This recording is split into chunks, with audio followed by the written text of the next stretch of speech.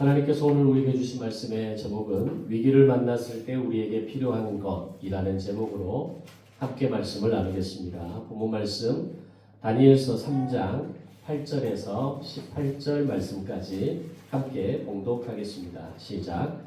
그때에 어떤 갈대아 사람들이 나와 유다 사람들을 참소하니라. 그들이 느부갓네살 왕에게 이르되 왕이여 만수무강하옵소서. 왕이여 왕이 명령을 내리사 모든 사람이 나팔과 피리와 수금과 사면금과 양금과 생황과 및 모든 악기 소리를 듣거든 엎드려 금신상에게 절할 것이라. 누구든지 엎드려 절하지 아니하는 자는 맹렬히 타는 풀무불 가운데 던져 넣음을 당하리라 하지 아니하셨나이까. 이제 몇 유다 사람 사드락과 메삭과 아벳느고는 왕이 세워 바벨론 지방을 다스리게 하신 자이거늘 왕이여 이 사람들이 왕을 높이지 아니하며 왕의 신들을 섬기지 아니하며 왕이 세우신 금신상에게 절하지 아니하나이다. 느부갓네살 왕이 노하고 분하여 사드락과 메삭과 아벳느고를 끌어오라 말하매 드디어 그 사람들을 왕의 앞으로 끌어온지라. 느부갓네살이 그들에게 물어 이르되 사드락 메삭 아벳느고야 너희가 내 신을 섬기지 아니며 내가 세운 금신상에게 절하지 아니한다 하니 사실이냐. 이제라도 너희가 준비하였다가 나팔과 피리와 수금과 사면금과 양금과 생황과 및 모든 악기 소리를 들을 때 내가 만든 신상 앞에 엎드려 절하면 좋거니와 너희가 만일 절하지 아니하면 즉시 너희를 맹렬히 타는 풀무불 가운데 던져 넣을 것이니 능히 너희를 내 손에서 건져낼 신이 누구이겠느냐 하니 사드락과 메삭과 아벳느고가 왕에게 대답하여 이르되 느부갓네살이여 우리가 이 일에 대하여 왕에게 대답할 필요가 없나이다. 왕이여 우리가 섬기는 하나님이 계신다면 우리를 맹렬히 타는 풀무불 가운데에서 능히 건져내시겠고 왕의 손에서도 건져내시리이다. 그렇게 하지 아니하실지라도 왕이여 우리가 왕의 신들을 섬기지도 아니하고 왕이 세우신 금신상에게 절하지도 아니할 줄 아옵소서. 아멘. 전구를 발명한 토마스 에디슨의 이야기는 우리가 잘 알고 있는 위인들 가운데 한 사람입니다. 에디슨에 대한 이야기는 우리가 알고 있는 몇 가지가 있지만 그 중에 대표적인 것 하나는 완성된 전구를 발명하기까지 무려 1000번이 넘는 실패를 경험했다 라고 하는 이런 이야기는 아마 많은 사람들이 알고 있는 어떤 스토리일 겁니다.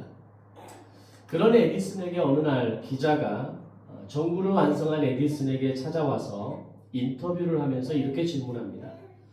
선생님은 전구를 완성하기까지 1000번이나 실패하셨습니다. 어떻게 그렇게 많은 실패를 겪고도 포기하지 않을 수 있었습니까? 라는 질문입니다. 그때 에디슨이 이렇게 답을 합니다. 나는 1000번 실패한 것이 아닙니다. 전구가 켜지지 않는 방법을 1000번 발견했을 뿐입니다. 라고 답변했다고 합니다. 이런 에디슨의 답변에서 우리는 매우 중요한 원리를 발견하게 됩니다. 누군가에게는 1000번의 실패였던 사건이 에디슨에게는 1000번의 발견이었다라는 겁니다. 즉 인생의 성공은 위기를 위기로 해석하는 자의 것이 아니라 위기를 대응할 줄 아는 자에게 주어지는 것이 인생의 성공이고 그 인생의 열매라고 하는 것을 보게 되는 겁니다. 우리 자신을 포함해서 우리 주변을 돌아보면 이런 경우를 쉽게 만나게 됩니다. 비슷한 위기의 상황을 만났을 때 어떤 사람은 쉽게 포기하거나 멈춰버립니다. 한두 번 좌절을 경험하면서 낙심을 경험하게 되고 결국 얼마 못 가서 포기하지 않는 사람이 적지 않습니다. 그런 사람은 위기를 위기로만 바라보고 위기로만 해석하는 사람이 대부분입니다. 그러나 어떤 사람은 위기의 상황을 만나고 또 그런 상황을 몇 번을 거치면서도 다시 일어난 사람들이 있습니다. 그는 그가 만나는 위기를 위기로만 보고 해석하지 않고 그 위기를 대응할 줄 아는 사람이기 때문입니다. 여러분은 어떻습니까? 여러분은 인생에 다가오는 위기와 도전, 어떤 위기들이 있습니까? 경제적인 위기입니까? 건강의 위기입니까? 가정의 위기입니까? 또는 자녀의 위기입니까? 그런 위기들을 바라보면서 여러분들은 위기로만 보고 해석하십니까? 아니면 그 위기를 대응할 줄 아는 힘을 가진 사람들이십니까? 그것이 어떤 종류의 위기이든 간에 차이는 있겠지만 인생을 살아가는 모든 사람에게는 각자의 위기가 있다는 것은 만고의 진리입니다. 근데 여기서 중요한 것은 우리가 그런 위기의 상황에 대해서 어떤 태도를 가지고 있느냐라는 겁니다. 막힘과 어려움이 있을 때 단지 걱정과 염려로만 대응한다면, 아니면 내가 예상했던 것보다 더 큰 어려움이 다가왔을 때 두려움으로만 대응한다면, 아니면 그런 위기와 어려움이 파도처럼 밀려오는 상황에서도 나의 인생의 길을 동행하시고 함께 하시는 하나님을 믿고 의지함으로 대응할 수 있다면 오늘 우리의 인생은 어떻게 달라질 수 있겠느냐라고 하는 질문을 던져봅니다. 오늘 우리가 읽은 다니엘서 3장에는 우리가 만난 도전과는 비교할 수 없을 정도로 엄청난 위기를 만난 세 명의 청년이 등장합니다. 바로 사드락, 메삭, 아벳느고라는 사람들입니다. 이들이 당한 어려움은 그저 가볍게 스쳐 지나갈 수 있는 그런 어려움들이 아니었습니다. 모든 것을 태워버리는 풀무불이라고 하는 이 엄청난 위기가 그들 앞에 다가오게 된 겁니다. 그럼에도 불구하고 그들은 포기하거나 절망하는 것이 아니라 오히려 그 위기 가운데 당당히 맞서는 믿음의 모습을 오늘 우리에게 보여주고 있다는 것을 보게 됩니다. 본문을 좀 더 자세히 살펴보겠습니다. 본문의 배경은 바벨론 제국입니다. 어느 날 느부갓네살 왕이 두라 평지 위에 거대한 금신상을 세우게 됩니다. 성경은 그 신상의 크기를 높이 60규빗, 너비 6규빗으로 이야기합니다. 한 규빗을 약 50cm로 환산하면 이 신상의 높이와 너비는 30m와 3m에 해당됩니다. 30m면 지금의 8층에서 10층 건물 높이가 바로 신상이 지었다는 것이고, 게다가 이 신상은 순금으로 만들어졌다는 겁니다. 아마 당시 일반적인 건물의 높이로 본다면 이 금신상을 넘어서는 건물은 없었을 겁니다. 당시 가장 높은 것이 바벨론의 성벽이라고 추정해 볼 때, 많은 학자들의 연구 결과로 볼 때 바벨론의 성벽 최고 높이를 20m로 봅니다. 그러면 이 금신상은 바벨론의 어디에서도 볼 수 있을 정도로 높이 우뚝 솟은 신상이었다는 것이고, 게다가 금으로 만들어진 신상이었기 때문에 멀리에서도 마치 또 하나의 해가 떠오르는 것처럼 어마어마하게 밝게 빛나는 금신상이었을 거라는 겁니다. 그렇다면 이것은 단순한 조각상의 의미가 아닙니다. 바벨론 제국의 권력과 힘을 상징하는 상징물이었고, 그것은 곧 느부갓네살 자신을 신격화하려는 강력한 의지를 보여주는 의미가 담겨 있는 겁니다. 그렇게 만들어진 금신상에 대해서 느부갓네살 왕은 대대적인 낙성식을 준비합니다. 바벨론이 정복한 나라들의 파견된 총독과 수령들을 다 불러 모읍니다. 행정관, 재무관, 재판관, 그리고 주변 나라의 사신들까지 초청했다라고 이야기합니다. 그리고 왕은 이렇게 명령합니다. 모든 악기 소리가 울리면 금신상 앞에 엎드려 절하라 라는 것입니다.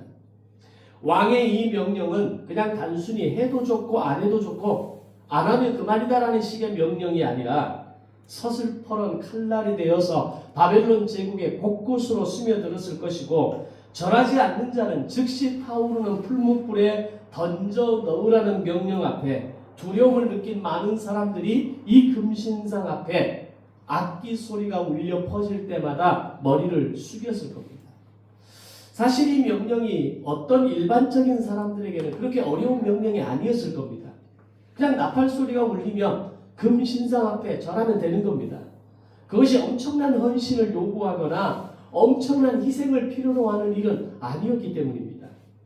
마치 우리가 일제 식민지 치하에 있을 때 일본의 신사참배가 이와 비슷한 상황이었을 겁니다. 실제로 당시 많은 사람들은 이 신사참배에 참여하지 않음으로 인해서 당할 두려움으로 인해서 거의 대부분의 사람들이 신사참배를 참여하게 됩니다. 친일파 같은 사람들은 더 적극적으로 신사참배를 찬양하면서 참여를 했을 겁니다.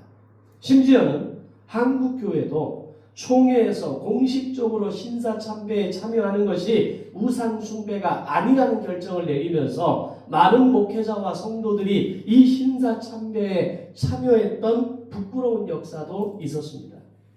물론 그런 상황에서 끝까지 신사참배를 거부했던 성도들이 있었고 목회자들이 있었고 그러므로 인해 기꺼이 순교를 당하거나 믿음의 신앙을 지키면서 한 교회의 전 성도들이 불타는 교회 안에서 밖에 나가는 문을 못으로 박아버리고 그 안에서 불타 죽는 순교에 당한 이야기들도 한국 교회사에는 남아 있습니다. 마치 그런 것처럼 바벨론에서도 이런 왕의 명령을 아무런 저항 없이 순응하고 따랐던 사람들이 있었다면 왕의 명령을 단순하고 쉽게 따를 수 있는 명령이 아니라 그들의 인생의 최대의 도전이 되는 명령으로 받아들이는 사람들이 있었다는 겁니다. 바로 그들이 다니엘과 함께 유다의 포로로 끌려온 유다의 왕족과 귀족에 해당됐던 1%의 영재로 불려졌던 사드락, 메삭, 아벳느고였습니다. 이 세 청년은 왕의 이 무서운 명령 앞에서도 머리를 숙이지 않았다라는 겁니다. 이제 이런 위기의 상황을 더욱 가중시키는 사람들이 등장합니다. 본문 8절에 보면 갈대아 사람들이 유다 사람들을 참소했다라고 기록합니다. 여기서 중요한 단어는 참소입니다. 우리가 대체로 언제 누구에게 참소를 당합니까? 말을 조금 바꿔서 우리가 인생을 살면서 어려움을 당하는, 억울함을 당하는, 그리고 어떤 인생의 힘든 시간을 경험하는 대부분의 시간을 보면 멀리 있는 사람, 내가 모르는 사람에 의해서 그 일을 당합니까? 아니면 가까이 있는 사람, 심지어는 내가 잘 아는 사람에 의해서 그런 일들을 만나게 됩니까? 안타깝게도 나의 가장 가까이 있었던 사람, 심지어는 내가 가장 잘 아는 사람에 의해서 아픔을 겪거나 참소를 당하거나 억울함을 당하는 경우가 사실 더 많습니다. 그래서 실제로 나를 잘 아는 사람에 의해서 어려운 일을 당할 때 사실 더 아프고 힘든 거죠. 더 괴로운 거고 더 억울한 거고 더 마음이 힘든 것을 경험하게 됩니다. 그런 시간을 경험해 본 사람들은 이런 아픔과 어려움과 고통이 얼마나 큰 것인지 알 수 있는 거죠. 대부분 나와 가까웠던 사람, 나와 친했던 사람, 내가 도움을 주거나 나에게 도움을 받았던 사람, 또는 서로의 마음을 주고받았던 사람들이 나를 아프게 하는 경우가 대부분입니다. 심지어는 부부관계 속에서도 서로가 가장 사랑함으로 인해서 만나 결혼했던 사람들이 사실은 가장 서로를 아프게 하는 또 다른 상대가 되어지는 것이 오늘 우리가 살아가는 현실입니다. 그것처럼 오늘 본문에서 세 청년을 참소하는 사람들이 누구였느냐가 중요한 포인트입니다. 그들에 대해서 갈대아 사람들이라고 이야기합니다. 갈대아 사람들이 어떤 사람들이었는지 기억나십니까? 지난주 우리가 살펴봤던 다니엘서 2장에서 왕의 꿈 사건으로 인해 다니엘에게 은혜를 입었던 사람들이 바로 갈대아 사람들입니다. 다니엘이 만약에 그 위기 상황 속에서 왕의 꿈을 해석하지 않았다면 그들은 모두 현재 남아있지 않는 사람들입니다. 심지어는 그들의 가문, 그들의 자녀, 자손에 이르기까지 다 거름더미로 사라졌을 수 있는 그런 사람들이었다는 겁니다. 그런 사람들이 다니엘로 인해서 은혜를 입었음에도 불구하고 오늘 다니엘서 3장으로 오자마자 사드락, 메삭, 아벳느고와 같은 이 유다 사람들을 참소하는, 고발하는 사람으로 등장했다는 겁니다. 그럼 그들이 왜 그랬을까요? 왜 그런 은혜를 입었음에도 불구하고 왜 유다 사람들을 참수하면서 이 특별히 세 청년을 꼭 집어서 그들에 대해서 고발하는 일을 했느냐라고 하는 겁니다. 이유는 하나입니다. 질투입니다. 세상은 내가 받은 은혜보다 내가 얻게 될 이익을 먼저 계산하는 겁니다. 그래서 언제든 내가 손해를 입게 될 것 같고 내가 더 큰 이익을 얻을 수 있을 것 같다고 생각할 때 언제든 배신할 수 있는 것이 인생이라는 겁니다. 아마 이 갈대아 사람들은 이 세 청년들이 자기의 자리를 꿰차기 시작하는 걸 보면서 아마 그들에 대한 질투와 시기, 그들을 참수하면 어쩌면 우리의 자리를 다시 회복하고 우리의 자녀들이 저 자리를 차지할 수 있을 것 같다는 생각을 했을지도 모르겠습니다. 바로 그런 상황에서 나를 살려준 사람이 나를 무너뜨리려고 할 때 우리는 세상의 풀무불보다 더 뜨거운 마음의 불길을 경험하게 되는 겁니다. 사드락 메삭 아벳노고는 바로 그 배신 앞에 오늘 서 있는 겁니다. 그럼 이 세 청년 갈대아 사람들이 이 갈대아 사람들에게 이 세 청년들이 질투를 받는 이유가 뭘까요? 사드락 메삭 아벳노고가 왕의 총애를 받은 사람들이기 때문입니다. 우리가 주변을 봐도 사람들에게 인정을 받고 높아지면 그 사람에게 반드시 따라오는 게 있습니다. 질투입니다. 질투가 있는 곳에 반드시 그림자처럼 따라오는 게 참소입니다. 고발입니다.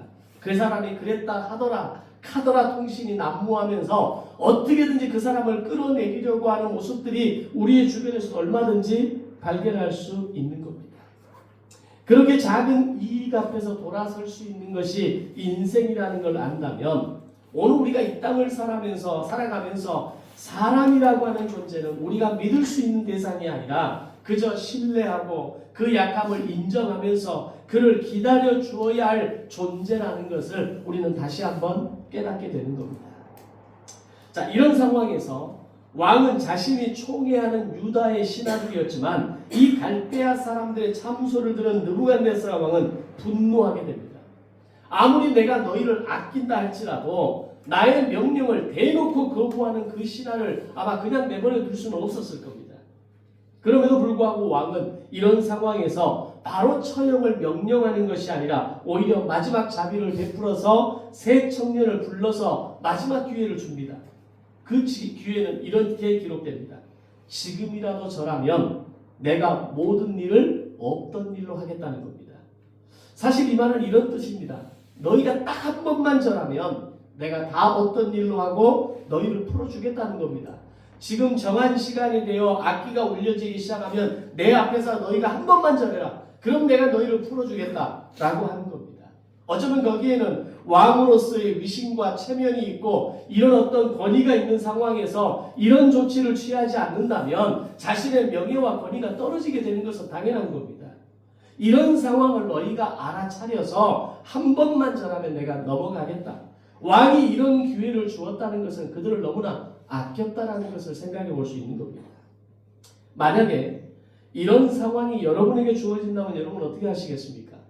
지금 상황은 생명이 걸린 문제이기에 딱 한 번만 저라면 모든 위기가 정리될 수 있고 여기서 살아나가서 내 목숨을 보존해서 오늘 내가 이후에 해야 할 더 큰 일을 도모하면 되겠다라고 하는 어떤 그런 합리화 속에서 나는 어떤 결정을 하겠는지 더군다나 지금의 상황은 아무도 모를 수 있는 겁니다.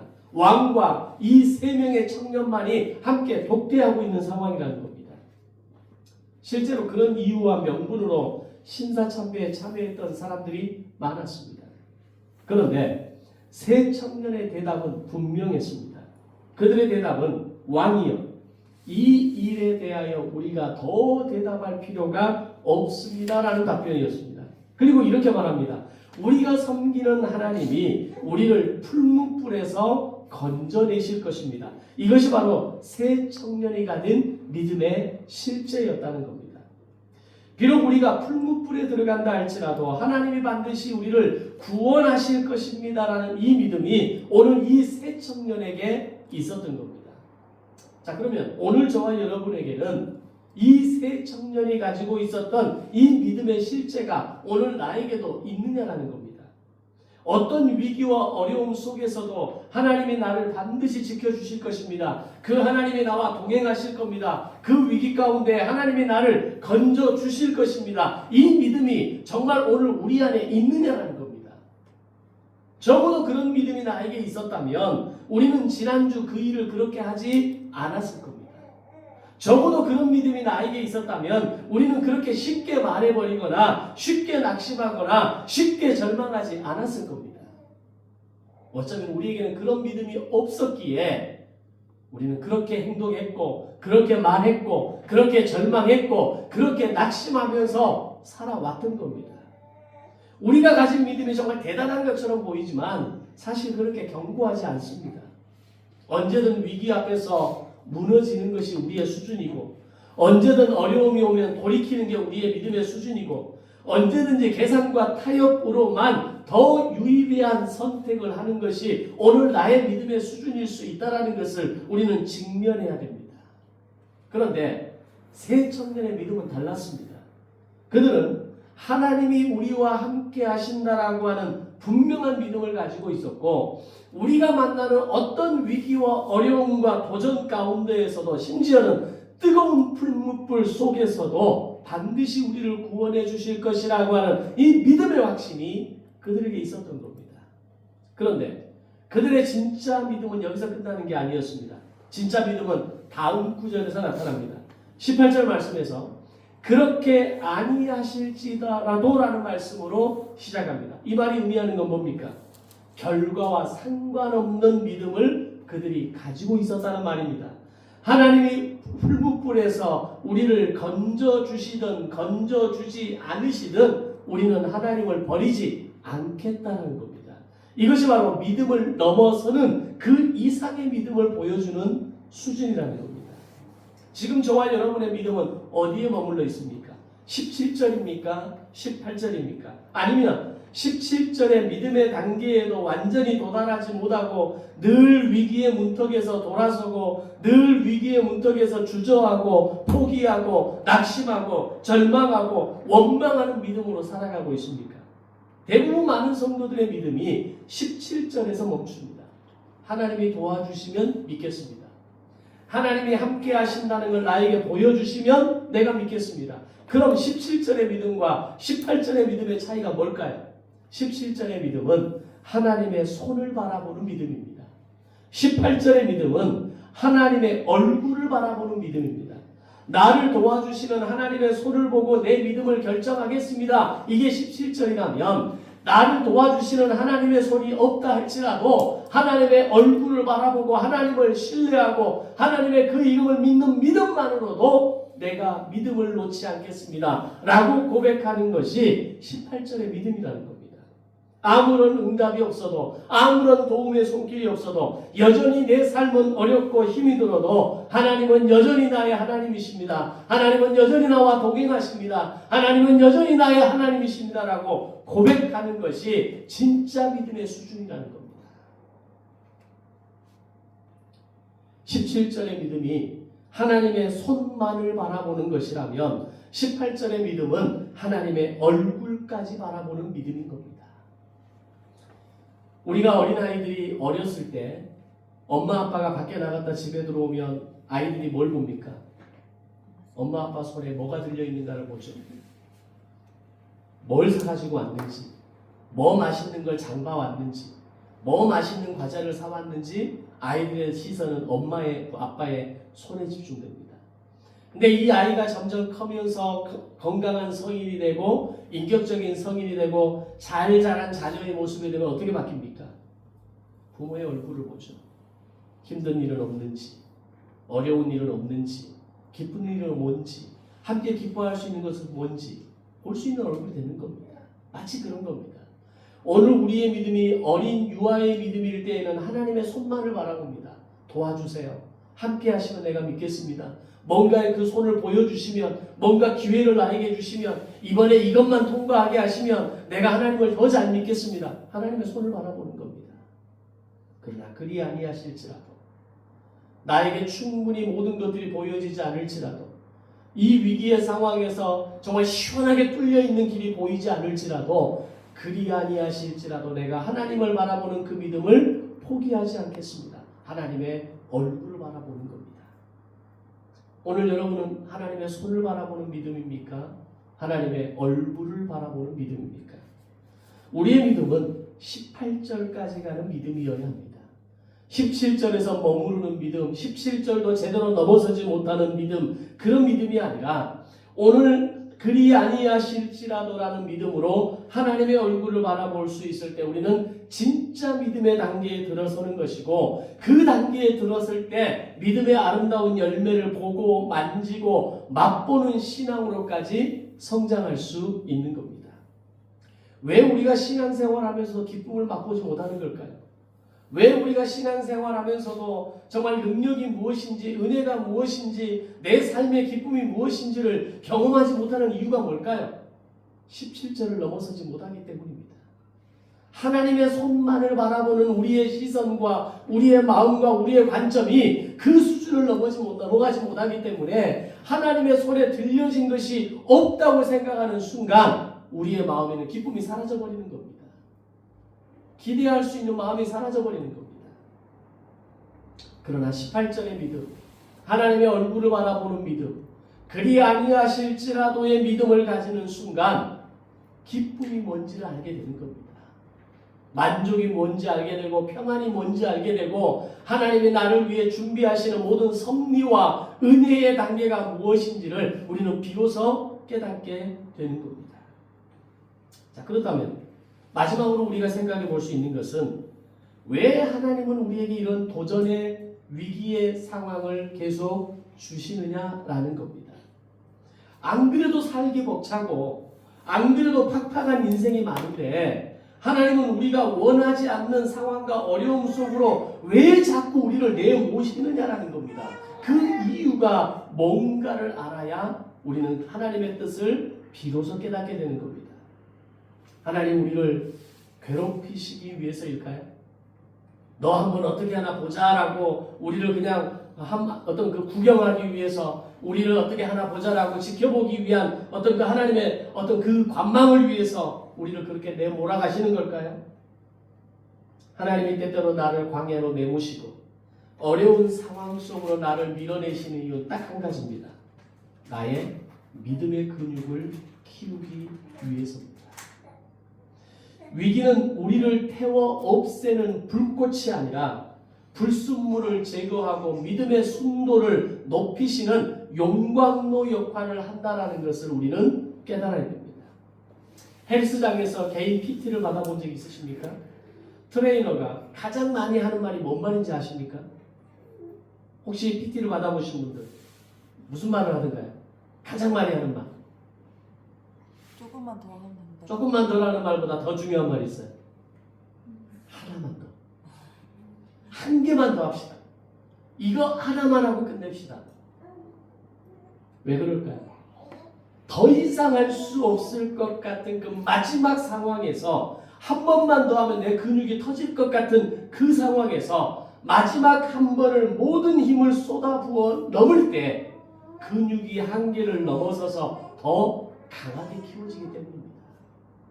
믿음도 마찬가지입니다. 하나님은 때때로 우리에게 말씀하십니다. 조금만 더 믿음을 가져보자. 한 번만 더 해보자. 이거 하나만 한번 넘어가 보자. 라고 말씀하십니다. 그것은 바로 나의 믿음의 근육을 키우시기 위함입니다. 나의 믿음의 근육을 더 키워서 나를 통해 사명을 이루시고 하나님의 나라를 이루어 가시고 나를 통해 하나님의 뜻을 이루어 가기 위한 그 하나님의 그 애타는 마음이 하나만 더 라는 마음이라는 겁니다. 우리 각자의 인생에는 저마다의 풀무불이 있습니다. 경제의 풀무불, 질병의 풀무불, 가정의 풀무불, 자녀의 풀무불, 이런 뜨거운 주제들이 우리 안에 늘 존재합니다. 하나의 불이 꺼지고 나면 좀 편안하면 좋은데 또 다른 불이 또 키워지는 걸 보게 됩니다. 여러분 지금 어떤 풀무불 앞에 서 계십니까? 그때 여러분은 위기를 위기로만 해석하고 멈추시겠습니까? 아니면 오늘 이 위기를 통해서 나의 믿음의 근육을 키우기를 원하시는 그래서 하나님의 얼굴을 바라보고 나아오기를 원하시는, 하나만 더 해보자, 한 번만 더 해보자 라고 말씀하시는 그 하나님의 마음을 읽어내려 가시겠습니까?